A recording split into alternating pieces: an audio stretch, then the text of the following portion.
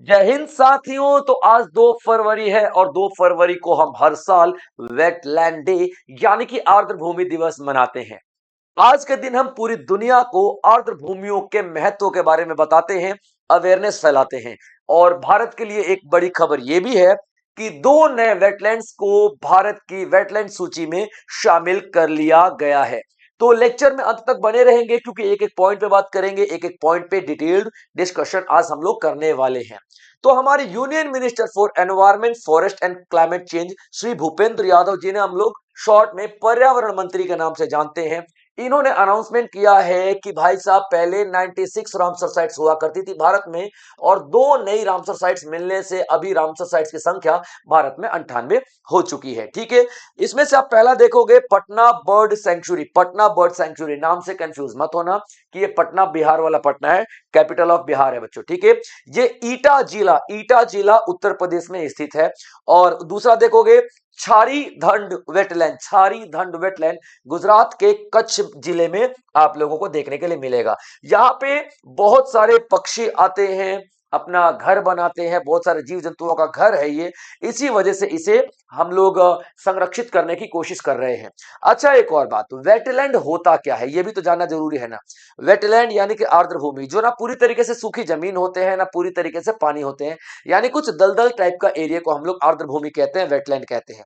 जो हमारे पर्यावरण वैज्ञानिकों ने ये देखा कि भाई यार हम उन चीजों को अवॉइड कर रहे हैं जो कि हमारे पर्यावरण के लिए बहुत ज्यादा जरूरी है। रिसर्च में ये पाया गया कि भाई ये आर्द्र भूमि यानी कि वेटलैंड्स लंग्स कहे जाते हैं हमारे पर्यावरण के, यानी जो पर्यावरण में लंग्स का काम करते हैं। तो इनको बचाना बेहद ज्यादा जरूरी हो गया था। इस वजह से हम लोगों ने यहाँ पर एक मीटिंग बुलाई। ठीक है, याद रखना आप लोग, 2 फरवरी को कहां पे बुलाई, तो रामसर में बुलाई। रामसर कहां पे बच्चों, तो ईरान में। ठीक है, ईरान में एक मीटिंग रखी रामसर की, और यहां पर सारे देश मिले और उन्होंने डिसाइड किया कि भाई साहब अब हम लोग आर्द्र भूमियों को बचाएंगे, आर्द्र भूमियों का संरक्षण करेंगे।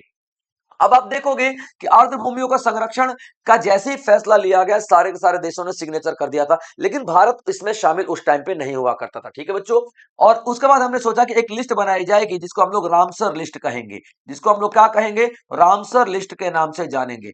अब ये जो बच्चों रामसर लिस्ट है ना, तो रामसर लिस्ट में उन सारे आर्द्र भूमियों को डाला जाएगा जो कि बहुत ज्यादा महत्वपूर्ण है, बहुत ज्यादा इंपॉर्टेंस रखती है हमारे पर्यावरण के लिए। इसमें भारत जो है 1982 में शामिल हुआ, यानी कि पार्टनर बना, लेकिन 1981 में भारत की 2 साइट्स यानी कि जो भारत के 2 स्थल हैं वो शामिल कर लिए गए थे। और अभी 2014 तक भारत के पास केवल 26 रामसर साइट्स थे, और अभी 2026 में 98 रामसर साइट्स हैं। यानी कि भारत कितना ज्यादा अपने पर्यावरण को लेकर के चिंतित है, ये साफ यहाँ पे नजर आ रहा है। यानी कि बहुत ज्यादा हम लोगों ने पर्यावरण को सीरियस लिया है और हम लोगों ने पर्यावरण संरक्षण के लिए बहुत अच्छा कार्य किया है, तभी तो यहाँ पे रामसर साइट्स की संख्या बढ़ गई। ठीक है बच्चों, या पूरे रामसर साइट्स की आप देख सकते हो, पूरी की पूरी आप देख लीजिए, पूरा आपके सामने लिस्ट पड़ी है। ठीक है बच्चों, तो इसमें जो कुछ इंपॉर्टेंट है ना, मैं आप लोगों को बता देता हूं। ठीक है, याद रखिएगा, कुछ इंपॉर्टेंट में आप लोग सबसे पहले देख लोगे कि एक तो केवलाडो मिलेगा आपको। भारत में जो 2 रामसर साइट्स है, मैंने आपको क्या बताया, 1981 में 2 रामसर साइट्स, एक आप लोग देखोगे केवलाडियो। ठीक है, केवलाडियो। ठीक है, केवलाडियो नेशनल पार्क यानी कि राष्ट्रीय उद्यान, केवलाडियो राष्ट्रीय उद्यान आप लोग एक तो देखोगे, है ना, उद्यान देखोगे। उसके बाद चिलिका लेक देखोगे, ये दोनों को पहली बार शामिल किया गया था, चिलिका लेक। तो अगर आपसे पूछा जाए कि भाई साहब भारत की तरफ से शामिल फर्स्ट टाइम जो सबसे पहली जो रामसर साइट्स थी वो कौन सी थी, तो चिलिका। उसके बाद आप देखोगे केवलाडो नेशनल पार्क राजस्थान में, और चिलिका जो झील है वो उड़ीसा की आपको दिखाई देगी। ठीक है बच्चों, तो ये रहा आपके पास केवलाडो नेशनल पार्क। ठीक है बच्चों, ये रहा आपके पास केवलाडो नेशनल पार्क। ठीक है, आप लोग यहाँ पे देखोगे। उसके बाद आप यहाँ पे देखोगे कि इसमें, और मुझे अभी दिख नहीं रहा चिलिका लेक, मैं काफी टाइम से देख रहा हूँ। ठीक है, चिलिका लेक दिख नहीं रहा, कहीं तो होगा। खैर बहुत ज्यादा लंबी लिस्ट है, ढूंढने में समय लग जाएगा, कोई बात नहीं। ठीक है, चलिए सबसे पहले आप लोग यहाँ पे क्या देखोगे कि उड़ीसा। ठीक है, उड़ीसा में देखोगे आप लोग चिलिका लेक। ठीक है, उड़ीसा में लिख देता हूं, उड़ीसा में चिलिका लेक मैं आप लोगों को पहले भी बता चुका हूं। ठीक है बच्चों, चलिए उसके बाद आगे देखते हैं और कौन कौन से यहाँ पे आपको लेक दिखाई देंगे और कौन कौन सी इंपॉर्टेंट इंफॉर्मेशन दिखाई देंगी। तो ये सारे सारे जो वेटलैंड्स है इंपॉर्टेंट क्यों है? इंपॉर्टेंट इसलिए है क्योंकि हमारे इकोलॉजी को बैलेंस करके रखते हैं, इकोलॉजी को बैलेंस करके रखते हैं, ठीक है। उसके बाद आप देखोगे ये पानी खाना प्रोवाइड करते हैं एनिमल्स और बर्ड्स को, यानी कि पक्षियों को और जीव जंतुओं को, जानवरों को, ठीक है। बायोडाइवर्सिटी के लिए बहुत ज्यादा इंपॉर्टेंट हो जाते हैं, और ये लोकल कम्युनिटी के जीविका के लिए भी इंपॉर्टेंट है, क्योंकि मछली पालन वगैरह यहाँ पे किया जाता है और काफी लोग घूमने फिरने भी यहाँ पर आते हैं। याद रखना ये कॉमर्शियली यूज नहीं किया जाता, लेकिन लोग घूमने फिरने आते हैं तो जाहिर सी बात है टूरिज्म तो बढ़ेगा ही। रामसर साइट्स कन्वेंशन 1971 में आपको बता चुका था, और ये 1975 में ऑपरेशनल हो गया था, जिसमें आप लोग देखोगे कि भारत 1981 में 2 साइट्स को लिस्ट किया था, और उसके बाद 1982 में खुद इसका मेंबर भी बन गया था, ठीक है बच्चों। चलिए अब देख लेते हैं, ये पूरा आप लोगों को मैं बता चुका हूं भारत के बारे में सारा सारा, ठीक है। लेकिन एक चीज आपको जानने की जरूरत है कि भारत में रामसर साइट्स को रूल कौन सा रूल करता है, रामसर साइट्स का जो रख रखाव कौन से रूल के तहत किए जाते हैं, तो वेटलैंड रूल 2017, वेटलैंड रूल 2017 के तहत किए जाते हैं। क्लियर बच्चों, याद रखिएगा। आगे देखते हैं, अब लार्जेस्ट और स्मॉलेस्ट रामसर साइट्स की बात कर लेते हैं, लार्जेस्ट की बात कर लेते हैं।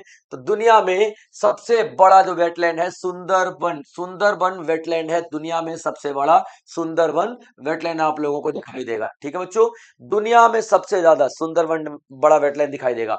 और कुछ और आपको बताता हूँ, 1500 स्क्वायर किलोमीटर से भी ज्यादा जो बड़े बड़े हैं, उसका आप देखो काजू वैली बर्ड नेशनल, काजू वैली बर्ड सेंचुरी, उसके बाद आप देखोगे वेम्बनाड कोल वेटलैंड। और अब देखते हैं जो 1 किलोमीटर से भी बहुत छोटे छोटे हैं, तो आप रेणुका लेक देखोगे, सबसे ज्यादा छोटा आपको दिखाई देगा। उसके बाद वेम्बनूर वेटलैंड कॉम्प्लेक्स देखोगे। उसके बाद आप देखोगे, ठीक है, वेंथंगल बर्ड सेंचुरी है, 1 किलोमीटर से भी ज्यादा छोटे छोटे दिखाई देंगे, ठीक है।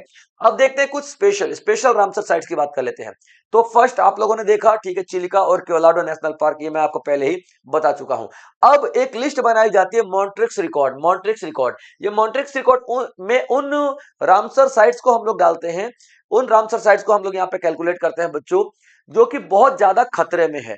तो अभी तक 2 ही ऐसी रामसर साइट्स हैं भारत की जो इस लिस्ट में शामिल की गई हैं। पहले जो आप लोग देखोगे कोलोराडो नेशनल पार्क, जो कि राजस्थान के 1990 में इसको शामिल किया गया था। और दूसरी आप लोग यहाँ पे देखोगे, ठीक है, लोकतक लेक, लोकतक झील मणिपुर की 1993 में शामिल किया गया था। और याद रखना बच्चों, जो लोकतक है ना, ठीक है, लोकतक झील जो है बच्चों, याद रखेंगे आप लोग, लोकतक जो झील है ये दुनिया का इकलौता, ठीक है, ओनली फ्लोटिंग, इकलौता ओनली फ्लोटिंग लेक है। फ्लोटिंग का मतलब क्या होता है, पानी में तैरता हुआ। और जो पानी में ना छोटे छोटे जो बहुत सारे तैरते हैं, उनको हम फुमदीज कहते हैं, फुमदीज, PSUMDIS, फुमदीज के नाम से इनको हम लोग जानते हैं। तो अभी टोटल मिला जुला के 98 रामसर साइट्स आप लोगों को देखने के लिए मिलेंगी। तो दोस्तों ये था आज का सेशन, आई होप आप लोगों ने एंजॉय किया होगा, और इसी तरीके से और भी बेहतरीन सेशंस में आप लोगों के लिए लेकर के आता रहूंगा। तब तक आप लोग अपना ध्यान रखेंगे बच्चों। जय हिंद।